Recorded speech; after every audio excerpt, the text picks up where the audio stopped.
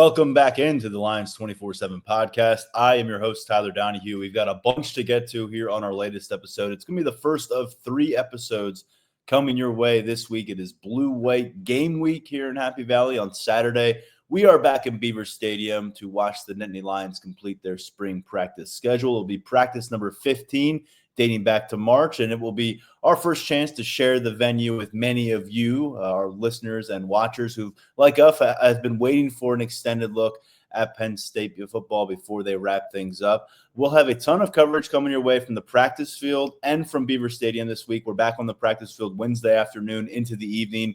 We're going to get to see the Nittany Lions go through some work. We'll get to hear from head coach James Franklin, offensive coordinator Andy Kotelnicki, new linebackers coach Dan Connor, a variety of players. In fact, this morning we heard from quarterback Drew Aller on a Zoom call. So a lot going on. We have coverage over at Lions247.com. We'll hit on some of that on this episode of the podcast. Certainly later, we'll set you up for the Blue-White game a little bit as we kind of wrap up our spring practice coverage. And then it's our post-game podcast, the spring game edition, coming your way on Saturday before we say goodbye to Beaver Stadium on Saturday afternoon. We'll sit down, Daniel Gallen and myself, and record the top takeaways from our experience of seeing Penn State go through that practice session in public. For now, though, we begin with a couple pickups for Penn State's next recruiting class, including an addition that occurred in the last hour as we were preparing to sit down for this podcast. And to do that, we bring in resident recruiting insider Tyler Calvaruso. Welcome back, Tyler.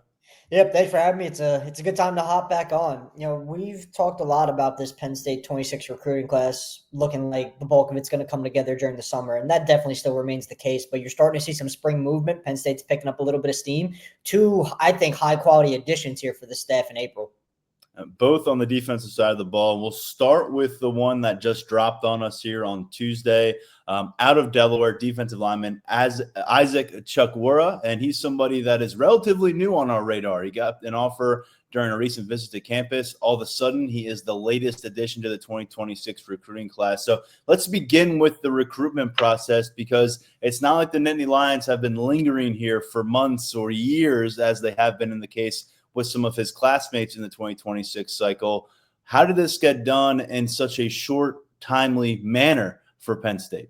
Yeah, so let's walk through the timeline. Penn State hosted Chukwura for a visit earlier in spring practice, and the measurables checked out, the size, everything that needed to check out, it checked out in his favor. So that led to Penn State getting him back to campus this past Friday for its scrimmage that it hosted a bunch of high-quality recruits. Chukwura was among them. He left town with an offer, and you got the sense once that offer went out, if Penn State was going to push to land Chukwura, there's a really good chance he was going to wind up in the class. He was pretty candid. You know, our guy Brian Doan caught up with him, and he was pretty candid in his remarks about Penn State. He called it a dream school. It was a dream offer, and he had some high-quality Power 4 suitors. You know, he wasn't short on options, but once Penn State jumped in, it instantly changed the game for the Delaware product. And less than a week later, he's on board. I think it's an outcome everyone is quite pleased with. Chukwura lands where he truly wanted to land. And Penn State lands a defensive lineman who, again, uberly athletic. I mean, he's got like an 82-inch wingspan. He is what he needs to be from a prospect profile perspective, with what Deion Barnes wants to add on the defensive line. I think he's got some positional versatility. I think if he looks at end, I think he could slide inside at the next level, depending on where he goes in his physical development. So it's a high-quality get. It's an under-the-radar get, but I think it's one that can pay dividends for the Nittany Lions down the road. At Lions 24/7, we've got Chukwura at 6'3", 250 pounds, the number 51 overall defensive lineman nationally in that 26 class, and the number 1 overall player in the state of Delaware. Penn State actually has commitments in that 2026 cycle from the top 2 players in Delaware, Chukwura, number 1, and then number 2, Jashir Rogers, wide receiver, who's been committed to Penn State for some time. And in the 2027 cycle, they have that state's top prospect in Leighton Von Brandt, who we discussed not too long ago, one of the premier offensive tackle prospects in the country, in the region. And so, look, nice to be doing some good things down in Delaware. Chris Godwin came from Delaware, did some fantastic things here, and then off to the NFL. Beyond that, though, the fact where he comes from, Chukwura is a guy who had Boston College, Virginia Tech among his offers, about 20 of them on the table. But Penn State certainly took his attention when they put theirs on the table next to the others. Now that he is on board, I know you're still working your way through who this guy is as a prospect, relatively new, and you'll have some stuff over at Lions247.com in addition to the breaking news story with Brian Doan that features quotes from Chuck Wara. But early on here, as you're getting to understand this prospect, what stands out to you? What traits do you think appealed to Penn State? The length is huge, as I mentioned. I think that's a big part of why he has developed into a coveted prospect for Penn State. There are certain things you can't teach out of defensive linemen. There are a lot of things you could coach up, and Deion Burns has proven to be good at that, but there are some physical markers you just can't teach. And Chuck Wara has that wingspan going for him. The athleticism, again, fits the profile of what Barnes and the staff want out of their defensive linemen. He's quick off the line. He's still definitely developing technique-wise. I think he's developing a little bit deeper of a bag as a pass rusher and, defending against the run as well. I see a scenario where I don't think he's going to be pigeonholed into a position on Penn State's defensive line. I think that, again, I really think he'd give you looks in multiple spots, and it wouldn't shock me if he slides inside full-time when that time comes. I think physically right now he's already in a pretty good spot in terms of, physical maturity and where he's going to be when he arrives on campus. And he's only going to grow and he's only going to continue getting stronger once Chuck Losey gets his hands on him in the weight room. So whether he's an end, whether he's an interior guy with that kind of athletic burst coming off the line, those guys who start out as maybe more defensive end prospects with that elite level athleticism and the wingspan to wreak havoc, sometimes you see those guys slide inside and they become a lot for interior offensive linemen to handle, just because all the athleticism that made them really solid edge rushers and, strengthen their skill set in that area, it translates to the interior. So that's where I see the value for Penn State. You're getting some versatility. You're getting upside athletically and skill set wise. So if you look at it from that perspective, you were sold on him during the visit in terms of the measurables. Why not make the move? Why not get him on board now, especially knowing how high his level of interest was? So it's good timing for Penn State because you never know, man. If he gets out in camps in May or June and starts to blow up, you never know where things go. Penn State, I think, hit the right time here. Yeah, out of Caravel Academy down in Delaware, helped lead them to a state championship last year, was very, very impactful. Yes. Over 20 tackles for loss, over a dozen sacks on the season as a junior. So someone who was really a menace in the backfield. And so you have some game film to look at. You have the in-person examination. And I'm with you. Valzone, obviously more established now in our rankings at 24/7 Sports as a top 24/7 guy, top 15 overall quarterback recruit. But it seems like they're plucking some of these guys who have the ability to become rankings risers. Furthermore, when we check back in on those rankings after these spring camps, after some of those summer prospect showcases, and everybody kind of gets set for their senior seasons, guys that could be on the rise here. Chuck Wara fits that description. And just a few days earlier on Friday, we saw Penn State add another piece of that defensive class for 26, Tyler, and that was going down to DeMatha Catholic in Maryland and getting Daryl Kerry, someone who also very recently made a trip to State College, came away from that, had some great things to say about his experience, and ultimately decided to digest it for a short-term period and came out of that and said, I'm ready to commit. So talk us through why Daryl Kerry and Penn State were able to come to this marriage here on April 18th. Yeah, we started with the underrated or under the radar and underrated guy. I don't think Daryl Kerry is under the radar or underrated at all, man. That kid is a baller. He gives you a lot on the back end of the secondary. Going back to the winter, there was a little brief period where it kind of seemed like Kerry could pop in Penn State's favor. He decided to hold off a little bit, went into the spring, got back to Penn State recently, and after he took that visit for spring practice, I think it kind of came into focus for him because he got a pretty strong message from the staff during his time on campus. It was made quite clear to him how much he was wanted in State College. He's always had a good idea of what his role playing for Anthony Poindexter as part of that safeties room would be. But seeing it in action on the practice field, seeing how it works in Jim Knowles' defense, that helped get this one across the line. And when it comes to the safety conversational role in this 26 class, we've spent a lot of time talking about it because it is an important position. And Penn State's already struck with a high-level prospect, and Matt Sieg was a top 100 guy right in Penn State's own backyard from Pennsylvania. Joey O'Brien is also high on that board. But Daryl Kerry has been right up there in that conversation the entire time. The Penn State staff loves him. Anthony Poindexter loves his ability to come down and hit and run support. He loves his ability to function as that, one high roaming type safety if need be. I saw that a little bit of that from Kerry during the fall when I got out to see DeMatha play Roman Catholic in Philly. The point of emphasis that night was to see LeVar Keys, who's committed to Penn State to play wide receiver. Kerry didn't have an offer from Penn State at that point, but he was on the radar, and the staff very well knew about him and what he was capable of. And he's another guy. I know we keep coming back to him, but he's really another guy. I think if he made it to the spring evaluation period and some of these schools made it out to DeMatha and saw him work out and saw him do what he could do, we're talking about a recruitment that really, really could have blown up. I think he has 4-star potential when it's all said and done. I really just like the skill set overall. There is a lot of room for Kerry to continue growing as well. He's not capped out by any stretch. So that spring practice visit really helped seal this one. And now Penn State has one heck of a safety on board to go along with Matt Sieg. And I mentioned this last time we talked about Kerry and his interest in Penn State, but the most recent defensive back to pick Penn State coming out of that DeMatha program, which is a powerhouse in Maryland, was KJ Winston, who's on the verge of hearing his name called in the 2025 NFL Draft later this week.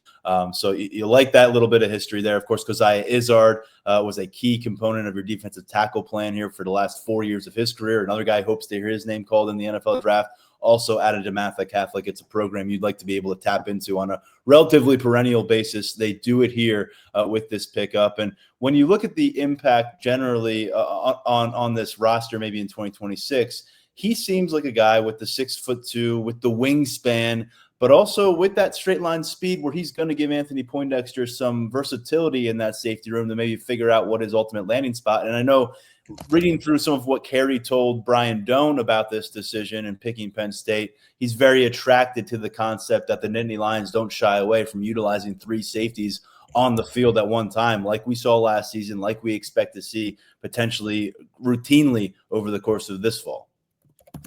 Yeah, and, when I look at it with Kerry and evaluating fit and whatnot, you have a situation where his skill set, we've seen guys like Kerry come into Penn State's safety room. There are guys on the roster right now who I think kind of mirror what he does well. It's a common skill set for Anthony Poindexter. It's the kind of build and player that we've seen him be successful with in the past. So I think it's a perfect fit for the class because Matt Sieg's a little bit different, right? He's not a small kid by any stretch, but he's a little bit smaller than Kerry. He's got a higher level athletic profile in terms of testing numbers, speed markers, stuff like that. Kerry's the guy who's laying the wood. He's the guy who he can, again, work as that one high type player. But when he has to come down and make plays and run support, you're going to feel his presence. There's no doubt about it. So I think class fit, it's great. I think current roster construction of the safety room, I think he's going to slot right in quite nicely. I think he's a guy who can factor into the conversation early and, be in the conversation to replace any losses Penn State suffers moving forward, whether it just be graduation or the portal or anything like that. I think he has the perfect kind of skill set for this safety room, and I like his fit in this class. I think it's a very nice compliment to Matt Sieg. And hey, look, if you go out and add a third guy at the position like a Joey O'Brien or a Jordan Deck from Texas, that sentiment still stands. Kerry's a great fit in this room, no matter what else Penn State does at this position, what else they do on defense. Because of the fact of the matter is, and it's quite simple, the skill set plays. He's seen the scheme. He knows what it takes to be successful in the scheme. And Poindexter sold on him. I think if you're a Penn State fan, that's all you need to know when evaluating this fit. Staff has laid it out quite clearly. They want him. They see the fit. Feeling was mutual. He's on board. Kerry's considered the number 23 overall safety in our national rankings at 24/7 Sports. He's the number 7 prospect in the state of Maryland. And so 2 guys on board in that 2026 class in recent days that pumps it up to a dozen total pledges for Penn State in the 26 cycle. And Tyler, it's the number 6 class nationally right now when you kind of survey things. What are your thoughts right now as we stand midweek of blue-white game weekend, knowing that things are about to escalate further for this class in the form of commitments and official visits and all that? What do you make of the dozen they've got on board right now and the immediate focus for what comes next? So in terms of what they have on board right now, I think they're off to a really solid start ahead of officials. I think they've hit on a bunch of their top targets, which is obviously a plus.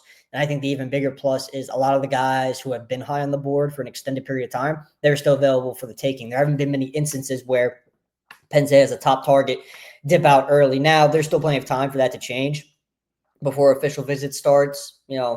Penn State's first big weekend is May 16th through the 18th, but June is the bulk of it. So you could see some guys who are high on the board just like, hey, look, I want to go elsewhere. That's the nature of it. It's going to happen. If you escape that in a recruiting cycle, I'd say you did one heck of a job as a staff. So I think the current group on both sides of the ball, I think there's a lot to like. I think upside-wise, there's a ton of it. I think the rankings are starting to reflect that as well. Penn State continues to creep up closer to that top 5 status nationally. And there are definitely some heavy hitters. I mentioned Matt Sieg, Kevin Brown, Messiah Mickens, Daniel Jennings. The list goes on and on. There is a healthy dose of high-level, highly ranked, top 24/7 recruits. But the lower-ranked guys in the class, guys like Julian Peterson, guys like Jasir Rogers, guys like Keys, who I already mentioned, I think they're really quality players who have the ability to rise in the rankings. And even if they don't rise, I think the talent and the tape kind of speaks for itself. Moving forward, what's left for Penn State in 26? Well, a lot. We haven't even reached officials yet, so there's still a lot of work to be done. We want to continue adding a linebacker. Wide receiver remains a top priority. Ty Howell has yet to strike at tight end. That's something that can definitely change soon with the way Howell operates. We've seen him do quite well at the position in recent cycles, and it's a cycle, yes, where things can be a little bit more selective and narrowed after taking a 3 tight end class. But Howell has Penn State in the mix with some really high-level prospects, so I'd expect him to end the cycle on a high note, however he feels the need to do that. Offensive line, continue adding. Defensive line, Deion Barnes, you saw it today, starting to beef up a little bit. Priority remains there. And then safety's in a good spot. Terry Smith's still working that cornerback room hard. He's got 2 guys on board in Peterson and David Davis from Pittsburgh, Amani Christian. And, James Franklin, we all know how it works between Terry Smith and James Franklin. If Terry Smith wants a guy, he's going to have the reign to go out and get him. So I think all of that combined, you have the potential for another really solid haul. I think the talent in the backyard affords that opportunity. It's not a barren year in the Northeast, unlike last year where the narrative was a little bit different. Same deal in 27. So if you can make this a top 10 level class, if you're Penn State, it's another one of those building block classes where a few years down the road, you could look back on this group and see a bunch of guys who they're high-level impact players for you. That's the goal every cycle, but the way I'm seeing it come together, some of the guys in the class, knowing what they do well and knowing how they fit in Penn State's class and fit eventually down the road as roster pieces, I think James Franklin and his staff got to be pretty pleased with what's been going on so far. And as you alluded to, neither of these 2 pickups that we've just spotlighted represent Pennsylvania high school programs, but Penn State doing some seriously impressive work in keeping guys close to home, more so than they have in recent cycles. As you look through that commitment list and those Pennsylvania rankings, Penn State is far and away ahead of any other school trying to get these guys, as you'd hope they would be, but that's where they have been thus far in the 2026 cycle. Tyler, of course, it's a 2-pronged approach to building out your roster these days in college football. Recruiting's always going to be an important component of that, but you've got to be able to supplement with the transfer portal. We've been watching closely as Penn State has lost a few players to the transfer portal during the spring window, but we've also been monitoring where the Nittany Lions could be looking for the last couple of pieces, perhaps, as they get ready to make a national championship push and open their preseason camp in August. We'll remind you that guys like Chop Robinson, a starting offensive lineman like Hunter Norzad, they were not on the roster during spring ball. They joined the team after that as transfers. And so where are we now with that process? Not a lot of definitive names right now to discuss, Tyler, but there certainly is one. Trevor Pena out of Syracuse. He was their leading receiver for the Orange last year. Over 80 catches, also led the team with 9 touchdown receptions. About 600 of his nearly 800 snaps on the 2024 season were out of the slot. And Syracuse had one of the nation's most productive pass offenses in 2024. Pena now exploring his options. He's got more visits to come. We'll talk about that in a moment. But he showed up at Happy Valley last Friday. And Tyler, this is a really interesting head turner because Penn State had Kyron Hudson. They had Devontae Ross, 2 guys out of the transfer portal. We've heard good things about some younger pieces in that receiver room, but it's hard to ignore when you're hosting a guy who had nearly 90 receptions last year. We know what they need at wide receiver, a bit of a reset, a big year of productivity. It's the last year you have this quarterback. Could be the last year you have this offensive coordinator, Andy Kotelnicki, if they have another big one for him. So what do you make of Penn State's motivation to bring a guy like this to campus, considering what they're working with at wide receiver? And what do you make of the fact that this is not the end of the path for Pena? He will be visiting other campuses this week.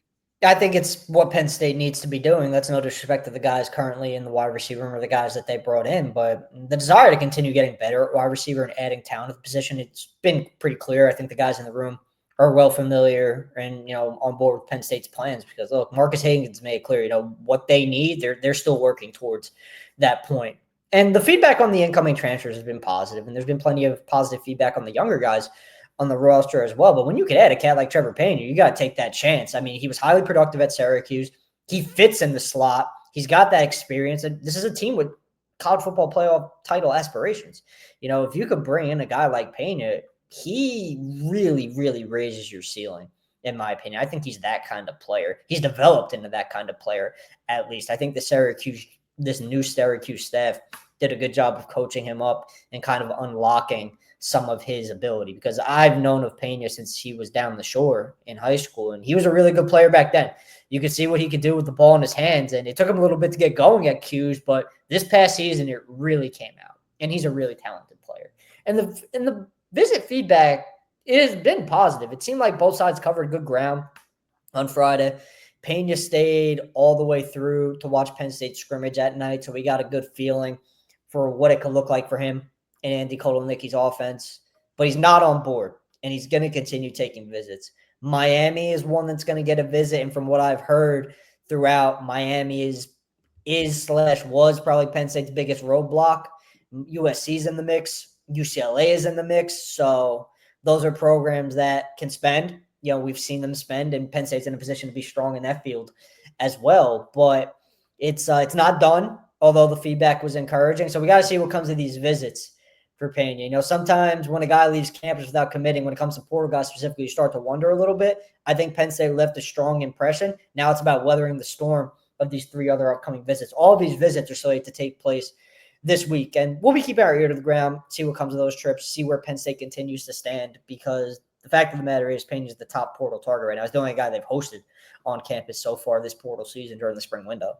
He was a 3-star recruit coming out of Ocean Township in New Jersey. And you look at his offer sheet at that stage, you had service academies, you had FCS schools very present on that list. He did have a power conference opportunity there with Syracuse, and takes him time to get going, but a big breakout season last year. He caught at least 5 passes in 11 of 13 games. His top performance statistically was that upset win over Miami in the regular season finale that kept the Hurricanes out of the college football playoff conversation. That matchup, 6 catches, 128 yards. He had 10 catches earlier in the season against Stanford, 11 grabs against Cal. He had 2 touchdowns in a Holiday Bowl win over Washington State. So somebody who certainly was riding a high into this offseason. But the interesting part here is his head coach at Syracuse, Fran Brown, was on the record last week talking about this departure and talking about the money potentially involved with retaining a player like this. And he brought up the $2 million number and said the only guy who's really going to be getting that is the cat from Ohio State, and talking about Jeremiah Smith, the rising sophomore there for the Buckeyes. But what do you make of that angle? Because I feel like we're a year or 2 removed from Penn State really having trouble being a contender when the quote-unquote bag is a centerpiece of the discussion. Not saying that's the end-all, be-all here for Pena, but when you hear that coming from his head coach, and we know what the NIL market might look like, and it's a guy coming down to his last year of college eligibility, probably trying to maximize his opportunity, where is Penn State as a player from what you gathered in showdowns that are going to involve a substantial amount of money?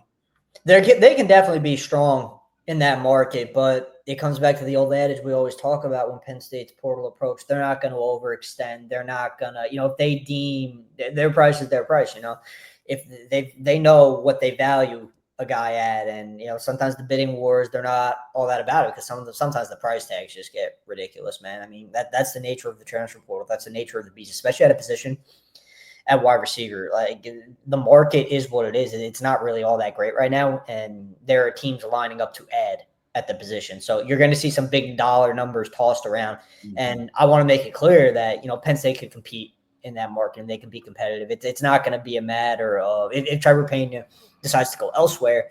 It's not going to be a matter of, oh, well, we didn't have enough money to get that one done. It's about what the Penn State staff wants to do, their approach overall, and what they feel comfortable doing. Because, they're not just going to throw bags around and bring guys in for the sake of bringing them in. They're going to operate in the manner in which they've always operated. And that's such a big reason why this culture that James Franklin has built in State College is what it is. It's why retention is such a strength for this staff.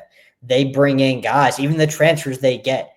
They are firm culture fits. They're not just guys who are there because they're getting paid a nice sum of money. They fit perfectly. And from conversations I've had with people about Pena, more so on that side, some of the stuff out there in terms of dollar number amount asked, some of the stuff that's been floated kind of doesn't really align with reality a little bit. It's been a little bit skewed, but NIL is still a factor. There's no doubt about it. I think you laid out the reasons quite nicely. He's in a position to earn right now, and who could fault him for taking that chance to see what he can really get and maximize his earnings on the open market. So we'll see where things go from a dollars perspective, but Penn State could fight that fight. They want to be competitive for top flight receivers, and they're in position to do so. We saw them go hire Ohio State's defensive coordinator away for more money than a coordinator's ever been paid. And our understanding is NIL is in a much better spot than it was a couple years ago. So the whole dollars don't grow on trees conversation that we talked about in the transfer portal, maybe now there are some dollars growing on trees here in Happy Valley, and they can find the means to land a big fish at this point in the calendar. We'll find out. We'll keep tabs on Pena. He's not the only wide receiver they're keeping tabs on right now, and this is not the only position they're keeping tabs on. We'll have a lot more coverage over at Lions247.com in the hours and days ahead as the transfer portal continues to make an impact across college football. Of course, those aren't the only wide receivers we're keeping tabs on here in Happy Valley. We've got a couple that have come to town, and Daniel Gallen's going to join us now on Lions 24/7 podcast because he and I were both on a call with quarterback Drew Aller on Tuesday morning. And Tyler Calvaruso, stick around. We got a lot more to discuss with you, but figured it was a perfect segue going from the possibility of adding a Pena or someone else out of the portal at the receiver position and acknowledging that they've got two guys who've been on campus since January. They've logged almost an entire spring camp. And Daniel, of course, Devontae Ross out of Troy and Kyron Hudson out of USC have been guys we've talked a lot about on this podcast in recent months. But this is our first chance to hear from Drew Aller on the record, giving us the progress report. So welcome back to the pod, Daniel. And what did you make of what we heard from QB1 on his two new weapons? Yeah, I felt that Drew Aller was really complimentary about what Hudson and Ross have brought to Penn State so far since they've been there. I think that the one thing that Aller brought up with Kyron Hudson right away in terms of the basic traits of them that stand out is with Hudson, contested catches.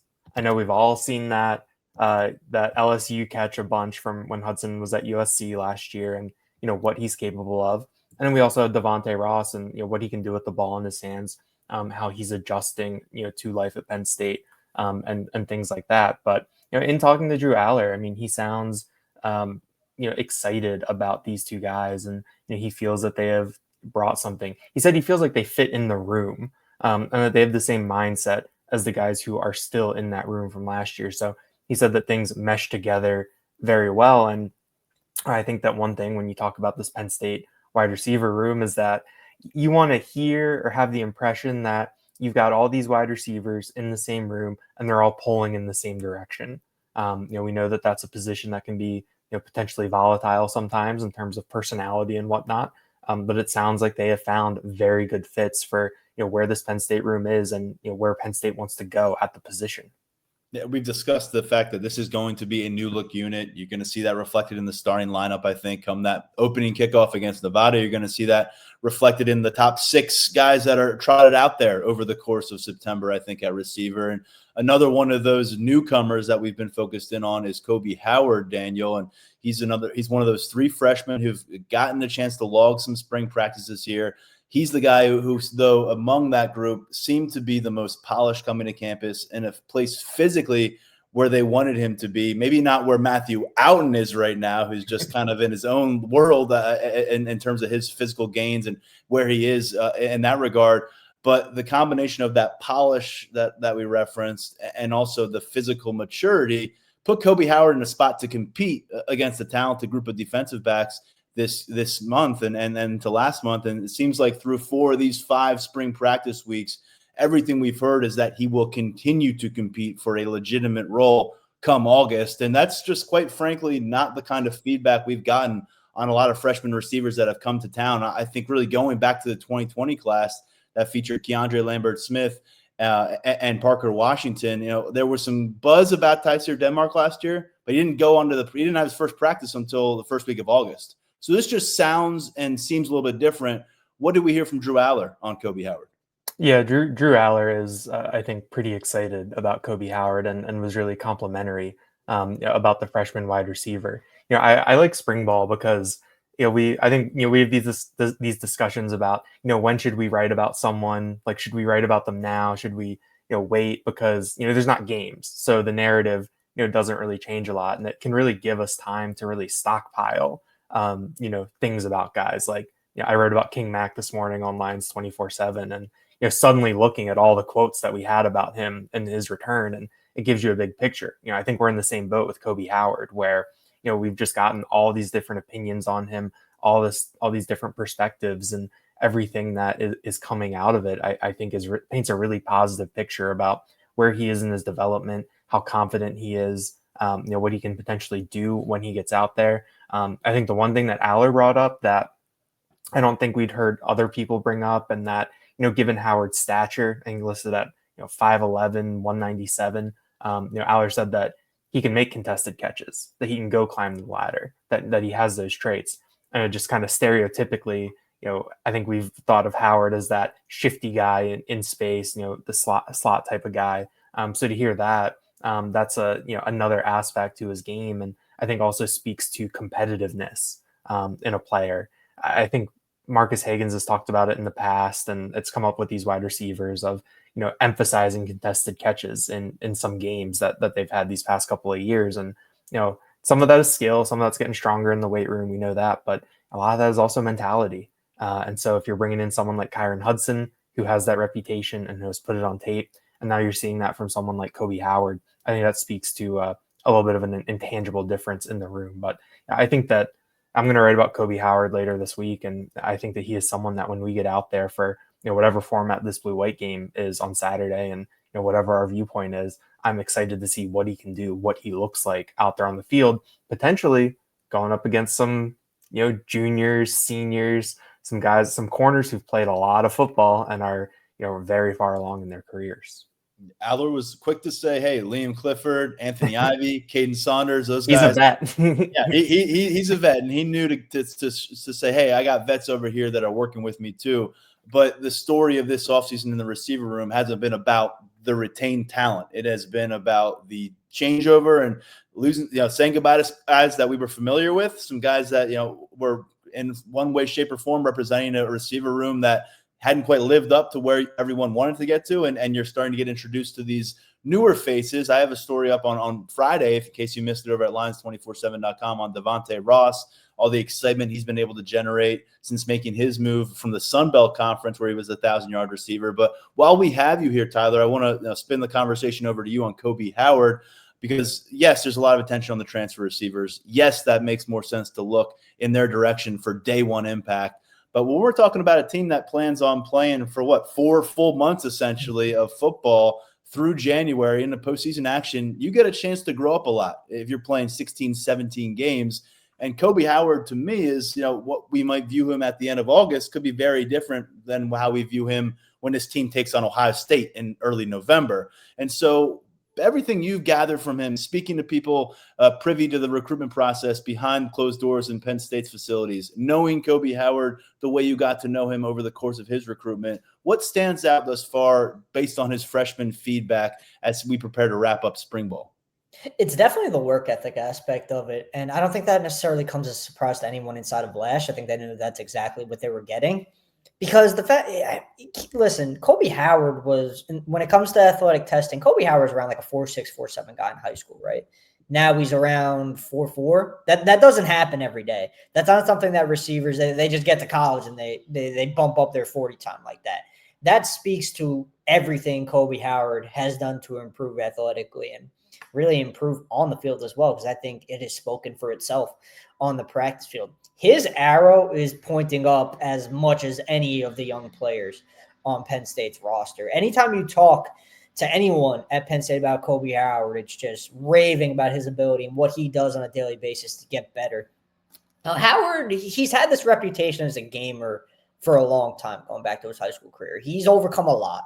He suffered that gruesome leg injury early on, and his recruitment suffered as a result. Some schools bowed out. And instead of putting his head down and be like, all right, I'm feeling bad about what happened because it was a very unfortunate situation, he got right back to work as soon as he could. And he showed a program like Penn State why he belongs at this level and why he can be a potential contributor on a high-level college football playoff team, one that is aiming to compete and win a national title every single year. So I think about all of that, and I think about the months that lie ahead. He's already made so much progress, and you said it best. Where is he going to be? Not even at the end of the year, but I mean, come August, early September, how many more strides will Kobe Howard take? I think it's a pretty exciting possibility knowing that you have a guy in the wide receiver room, a young guy who is very clearly getting better on a daily basis. By the time fall camp rolls around, we're already talking about Kobe Howard as a different kind of dude right now than he was like 3 months ago. Where is he 6 months from now? Where is he 9 months from now? That's not to say he's 100% going to slot into that wide receiver rotation and be a big-time impact guy as a true freshman. That's a lot to ask of him. But I think as long as he keeps trending in the right direction, there's no reason why he can't factor into the equation and help out where needed. Yeah, and as we've heard it said by Marcus Hagans multiple times this year, it's time is now. The time is right now for this receiver room to figure things out, be productive. They said forget about Tyseer Denmark being a redshirt freshman. I don't know if they're going to quite say forget about Kobe Howard being a true freshman who should still be in high school, but clearly the way that they're discussing this young man with us in the media and behind closed doors lends some credence that they could have a freshman impact player here. And that's, not even mentioning that they still like Lyric Samuel, who just needs to put on some serious weight as his career goes on. They still love Matt Outen, who already has some serious weight, but he needs to become more of a well-rounded receiver. They're going to add Jeff Exeter Jr. this summer to round out the freshman class. And then you've got a figure from your last freshman class in Peter Gonzalez, who's really rounding himself back into form after missing last season because of an injury. So a lot to work with in the receiver room. Hagans has to find the right combination. But before we go ahead and promise 3 1,000-yard receivers who get all first pick Big Ten status, let's drift away from that receiver conversation a bit. And I wanted to focus on the fact that we have a big week of coverage coming up here at Lions247.com. I mentioned we had Drew Aller on Tuesday. We're going to have offensive coordinator Andy Kotelnicki and James Franklin after practice, and linebackers coach Dan Connor, a variety of players with us. And then, of course, we'll get into Beaver Stadium, and we'll share everything we get from there on Saturday. And 50% off VIP deal for the entire year. Or if you're still waiting and wondering if you want to do this, $1 for 1 month. This is your last time hearing this, I think, because this thing's going to end this week. I've been saying through spring ball, and we're just about done with spring ball. So I just wanted to put it out there. If you want to be up to the minute in terms of Penn State football updates, recruiting, transfer portal as well, Lions247.com is a great place to be, and we've got you covered for discounted opportunities at the moment. And for more transfer portal conversation here, could talk about some guys who are leaving the program. In fact, one who left last week and another who entered his name into the portal on Tuesday morning. Quick conversation here, Daniel. We'll start with Joseph Mupo, a guy who did not really put it together for Penn State on the field come Saturday. So I'll have a chance to do that somewhere else moving ahead, but went from about 250 pounds when he signed. He was about 260 pounds last year as a redshirt freshman defensive end. He's about 280, 285 pounds as a defensive tackle right now. So leaving campus as a different prospect than the guy who showed up. But at the end of the day, 2 game appearances in a Penn State uniform, 4 total defensive snaps, all taking place last year. He did not play a snap as a true freshman a couple of years ago. And when you talk about the defensive tackle competition, he's not one of the first names we've been getting to be honest with you. It's been Ty Blanding, who's also a third-year player. It's been a second-year player in Xavier Gilliam. We've been talking about the true freshman, Randy Adarica, making some noise. They love what they got in Zane Durant. They're bringing back Alonzo Ford from an injury. And you just wonder, the attrition of the roster, these things kind of happen. And it's kind of a classic example of a prospect who came to town with a high ceiling. Maybe he'll meet it somewhere else. But as things currently stand, did not come to fruition in game action for him here at Penn State. Yeah, I mean, I think when Mupoye got here, that we knew that he was going to be a little bit of a developmental prospect. He was late to football. He came over from Congo and attended Archbishop Carroll in Washington D.C. to originally play basketball. Started playing football while he was there and took to it. Ended up doing a year at St. Thomas More in Connecticut before coming to Penn State. But you knew that he was someone that there was work that needed to be done, physically refining him, something that was just raw. And then in the middle of last season, he switched over to defensive tackle. And then, we saw those. When I saw the weight gains on the roster, I was very intrigued by that because he is, a little bit of a different body type than you have in that defensive tackle group right now. At 6'5", he would have been like 6'5", 285. Like that's different. Ever since he got here, I think when he enrolled in that summer, I think seeing him walk around during camps, like he, off the bus, like he looks the part of a, Power 5 edge rusher, defensive lineman. And so it's just one of those things, I think, in recruiting, the way attrition works, the way that college football is that, like you said, they brought in a bunch of defensive tackles last year. Most of those guys are still around. You've got other guys that he came in with that are taking strides, and it's sort of a roster shuffle. So it'll be interesting to see where he winds up, because he did finish at St. Thomas More with a pretty impressive offer list, and was sought after. And so after a couple years of no film but some development behind the scenes, how is he looked at on the transfer market? I'm going to be curious to see how that shakes out. There's three guys on the defensive line they brought in that year that we thought we'd be tracking for a while. Jameel Lyons is out of the equation before preseason camp last year. Now you say goodbye to Joseph Mupoye, and then Mason Robinson out of that McDonough school program in Maryland, a guy that we haven't heard a ton on, and you keep tabs on there. But that's a 23 class to this point. And Mupoye going to look for different opportunity elsewhere with 3 years of eligibility. Tamir Robinson, who left the program last week, another third-year player, someone that we did feel was primed to play more football this year, whether it was as a primary backup or potentially getting some starts along the way. What that looks like in a 4-2-5 defense under Jim Knowles remains to be seen. But Tamir Robinson will, in fact, be remaining in the Big Ten. He committed to USC, reported by 247 Sports recruiting and transfer portal insider Matt Zenitz on Tuesday. So Tamir Robinson, no USC on the schedule this year for Penn State, but he'll stick inside the conference over there, compete to try to start, play a little bit more. But someone who has 3 years of eligibility and moving ahead in their own right. Guys, that's going to do it for the transfer portal updates. Of course, there could be another update by the time we get this show live. That's the nature of the business. The portal will close on Friday for the spring window, and then Penn State will have its blue-white game on Saturday. But I'm reminded there have been occasions in the past where names don't show up in the portal until like 48 hours. There's like a 48-hour window. So I'm be curious if names pop up in the window or in the portal maybe on that Sunday, or heck, during the game on Saturday. You never quite know when these worlds collide. And we'll keep tabs. 5 players have entered the portal from Penn State's roster, including walk-on linebacker Beckham D. When we turn our attention towards Thursday, Friday, Saturday in the NFL draft process, we're not quite sure how many names will be called from the Penn State squad, but there are a couple clear headliners in Tyler Warren at tight end and then edge rusher Abdul Carter, both considered slam dunk first-round picks. Potential top 10 picks. And for a while, it looked like Abdul Carter could be the top player off the board. No longer seems to be the case, but we did our best over at Lions247.com, as we do every year. And it's an experiment run by Mark Brennan. Unfortunately, he's not on this podcast to break it all down for us, but it's pretty simple. We, without checking in with each other's picks, all submit our predictions for where Penn State's draft prospects are going to be picked, which round, which selection, which team they're heading to. And then there's also a group of guys that you could say are on the fringe or unlikely to get drafted. And we just had to fill in undrafted or draft pick for those guys. So there'll be a whole piece on this over at Lions247.com this week. So you can check it out now and get ready for the draft and check it out later and make fun of us for what we got wrong. But Tyler Calvaruso is part of this. So is Daniel, me, and Mark Brennan. And again, without knowing Mark's picks and without knowing these guys' picks, we're going to work through it a little bit to finish off this episode of the podcast.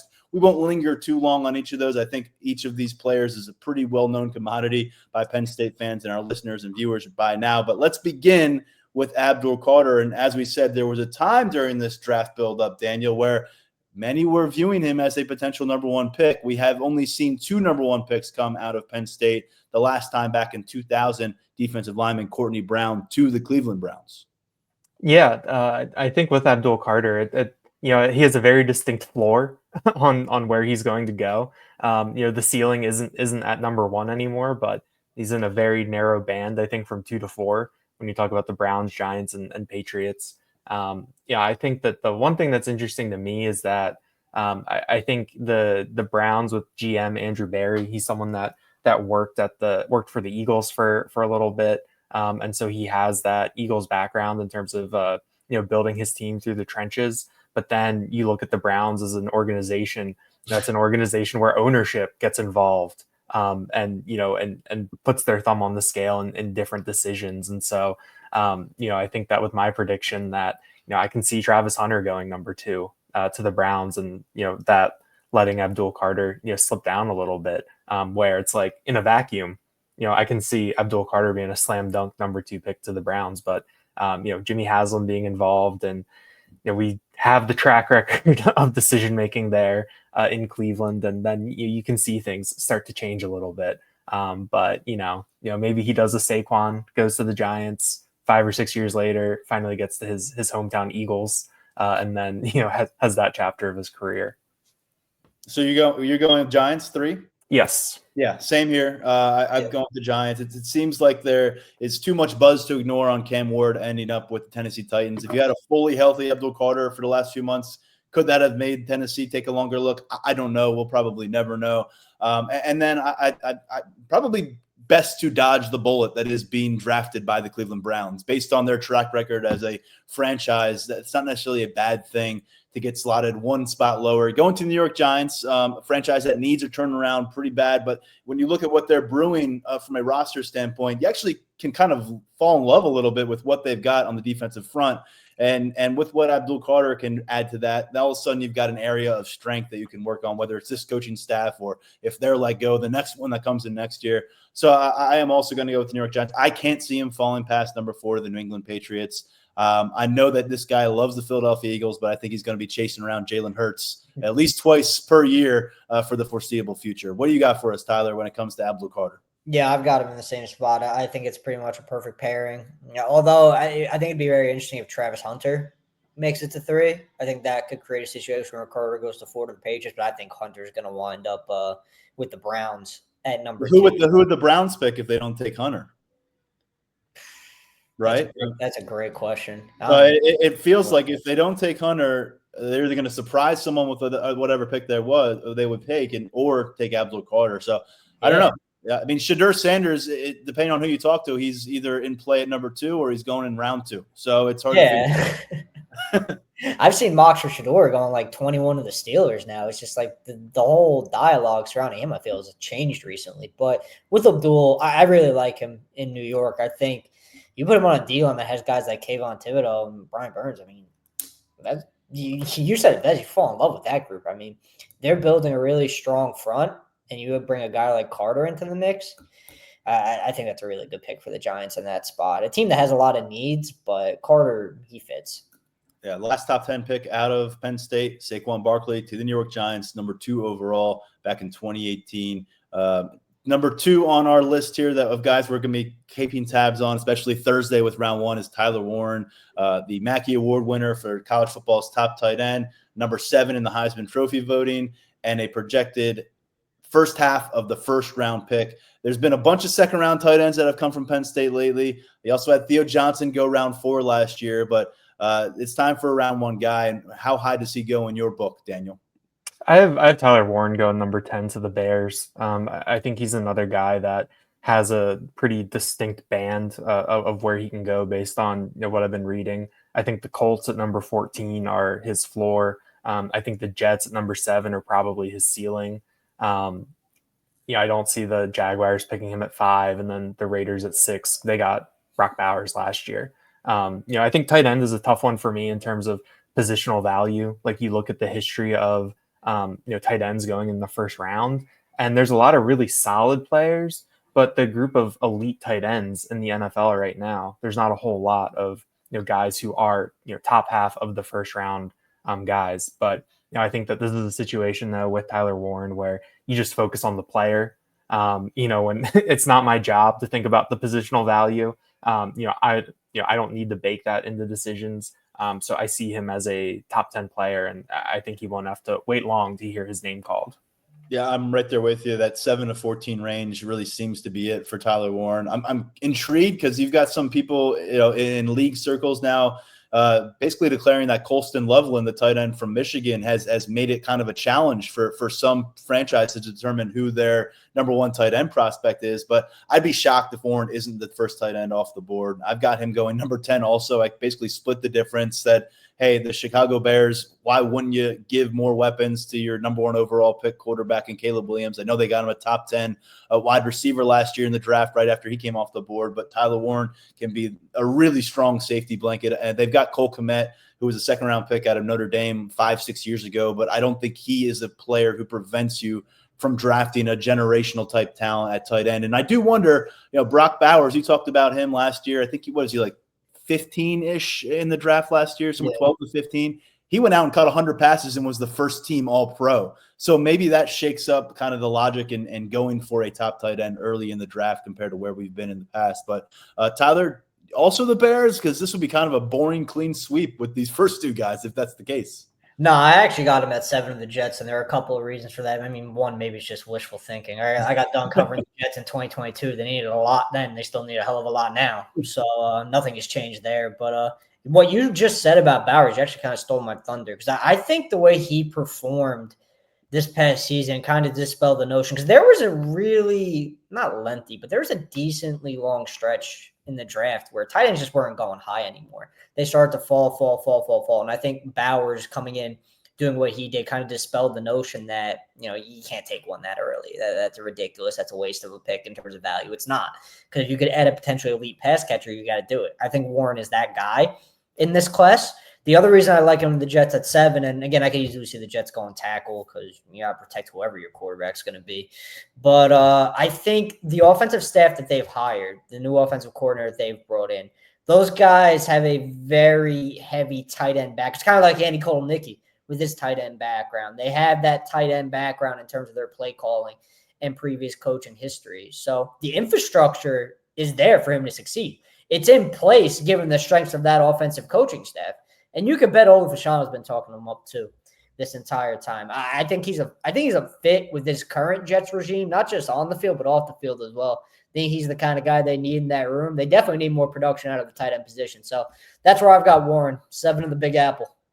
All right. And after that, it gets interesting. And by the way, I don't know what Mark Brennan's picks are. You'll have to check out Lions247.com for this whole piece.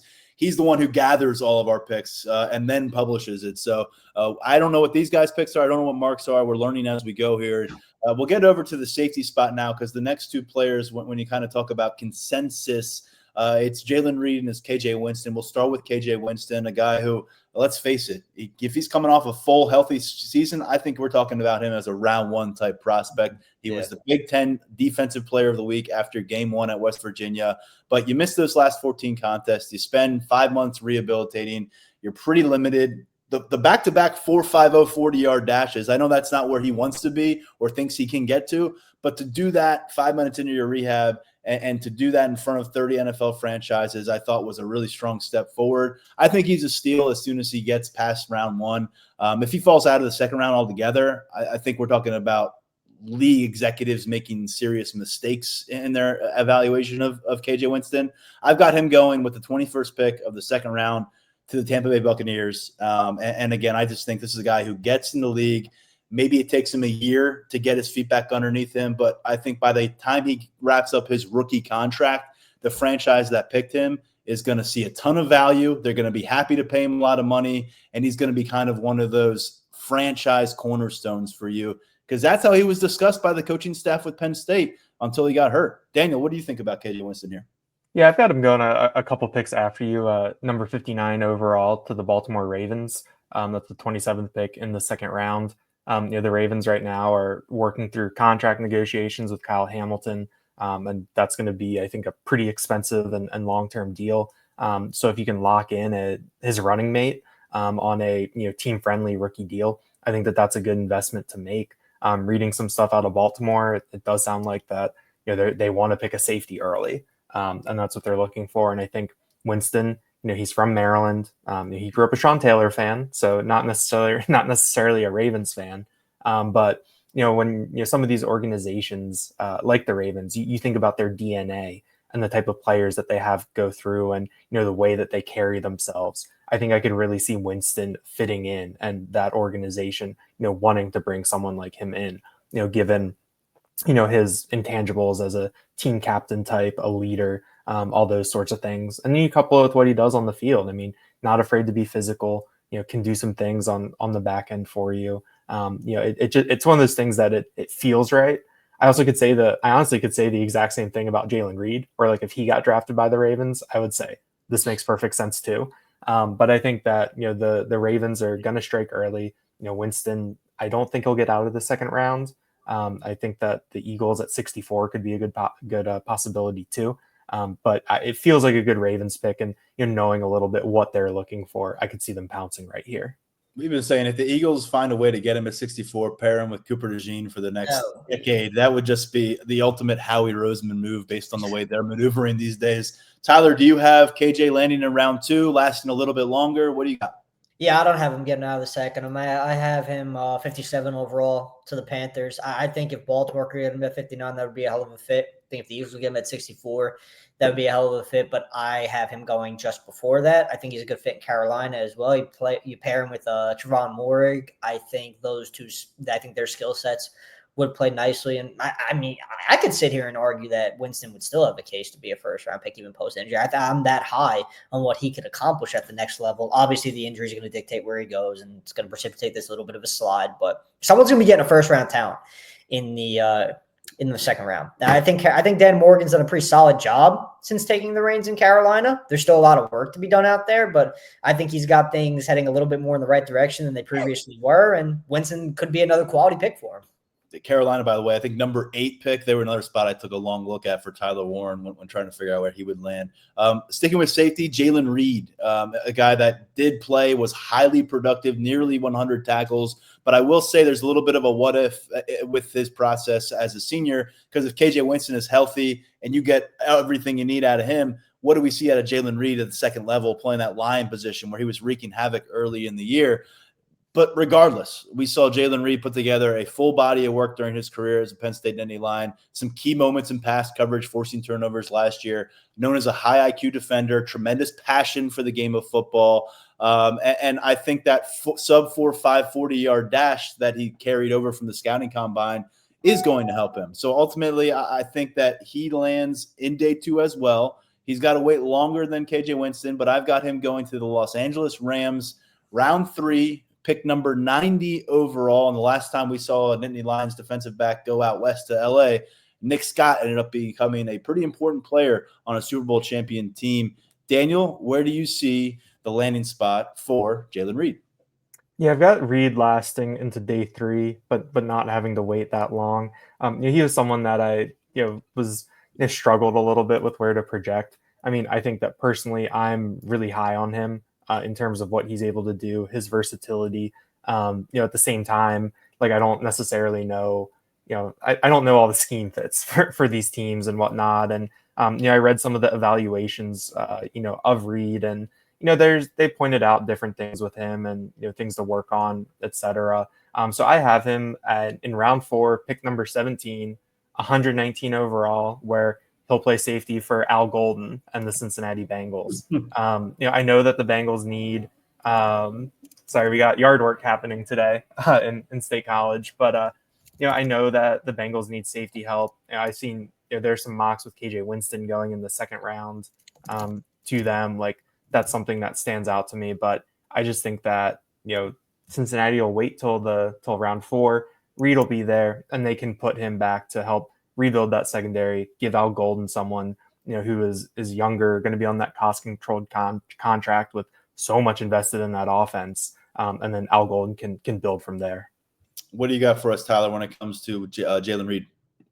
I've actually got him. I got a little bit of a homecoming here, fellas. I got him going to the Lions in the 4th round. That's 130 overall. I think they could use some safety depth, and not just safety depth. I think they could use the kind of skill set Reed has in terms of his versatility, cover ability, tackle ability, lining up in multiple spots in your defense. He strikes me as a Dan Campbell kind of guy. I think the mentality's can align there. So I see a little bit of a homecoming here for Jalen Reed. I think that's a good fit for all parties involved.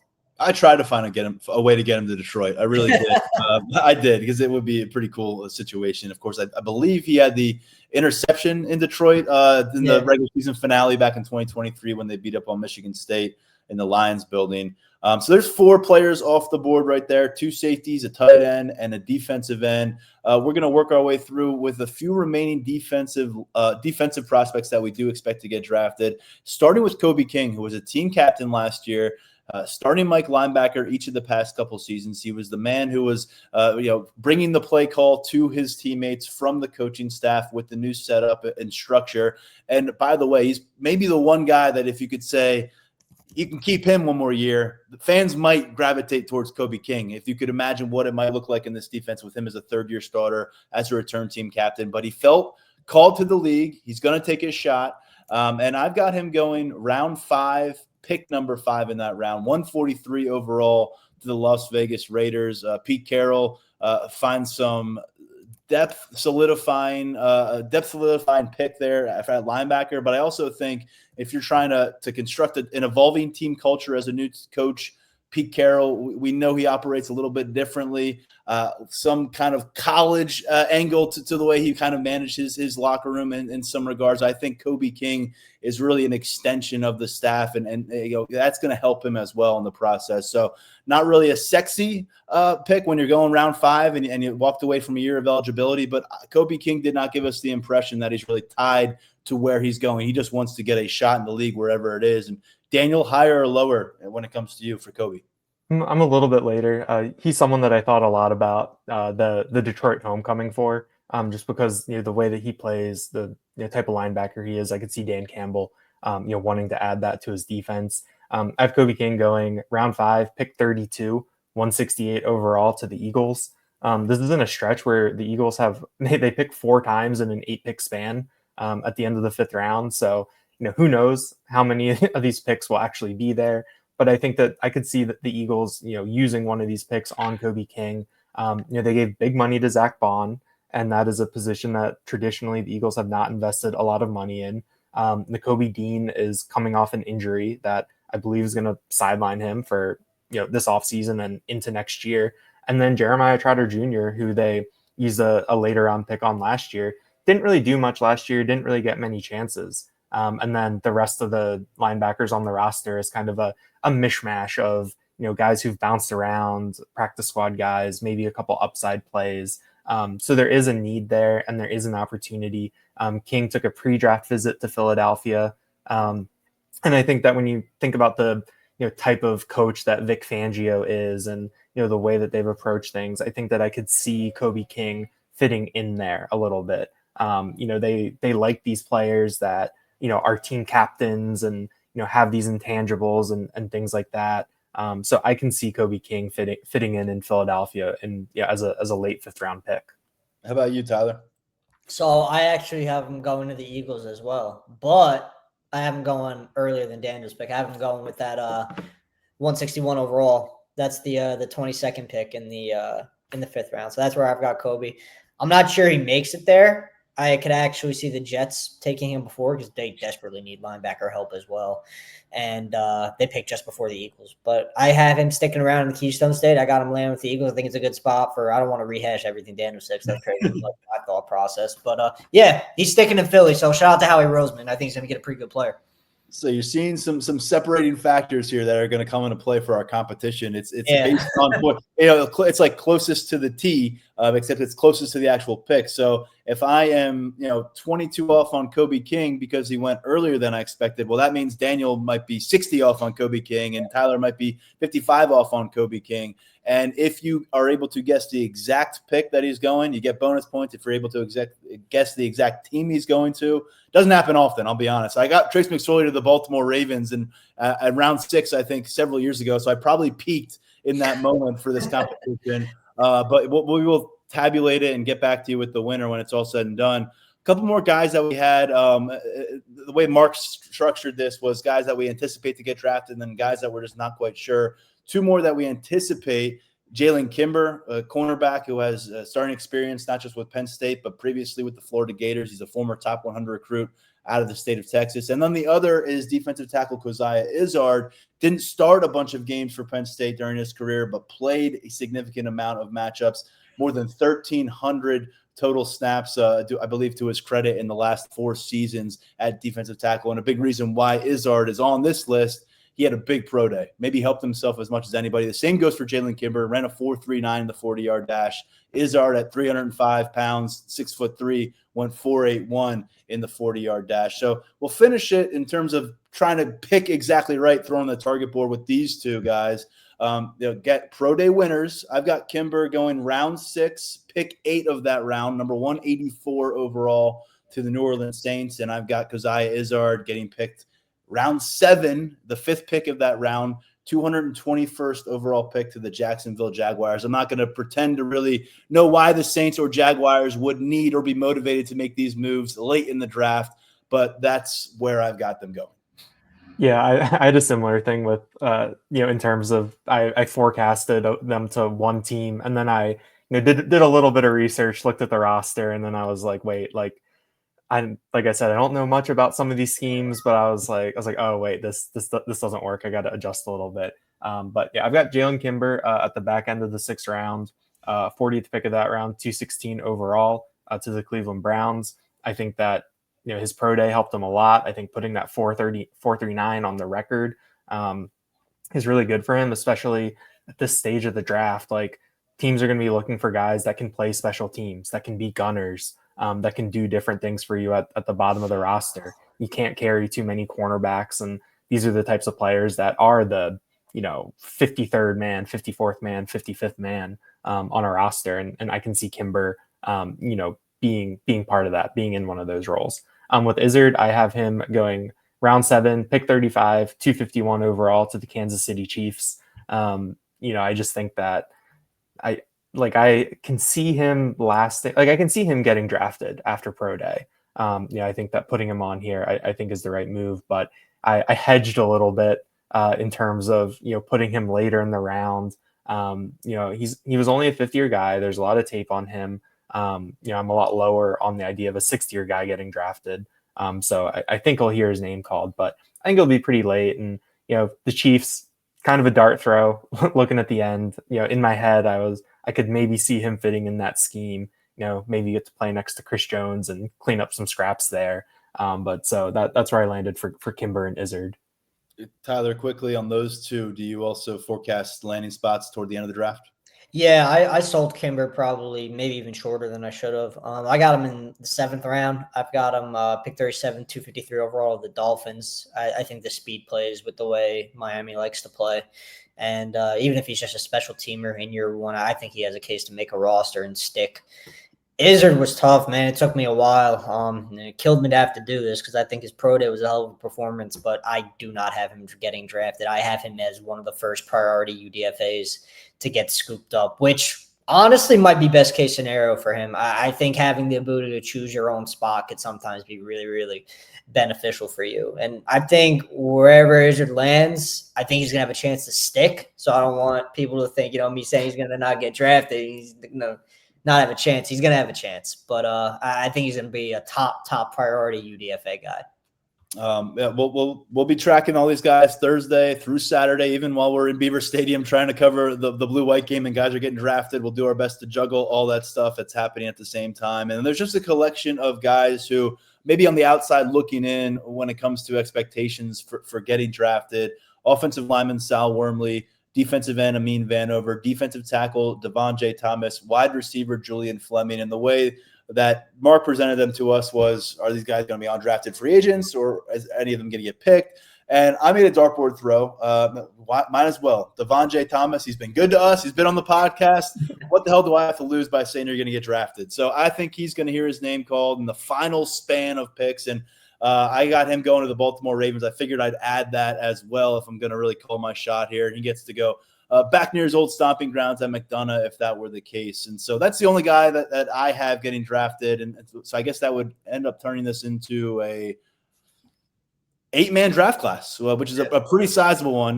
Tyler's got it at a 6-man draft class, unless you're going to add anybody that is on that kind of outside. Okay, so 6-man. Daniel, are you adding anybody, or are you staying at 7? Yeah, I did a dart throw with Amin Vanover. Part of me was part of my reasoning that I should have written down, but I didn't, is that, he splashed on film for us, but, in my head as well, you're playing with Abdul Carter, you're playing with Denai Dennis Sutton. So teams have been watching Penn State defensive end film, all season long, especially, with the possibility that Denai could have come out too. So I think that Vanover and, maybe someone like Devon J. Thomas and Keziah Izzard, maybe they get noticed by someone. Vanover, when he was on the field, you noticed him. Sometimes it was, for better or worse with the way that he played. But I think that if you're an NFL team, you want as many edge rushers as possible. You want to build through the trenches. And I think given what he did at Penn State, and, noticing him, someone, it just takes one team to fall in love with you. And I think that he could be a later round pick.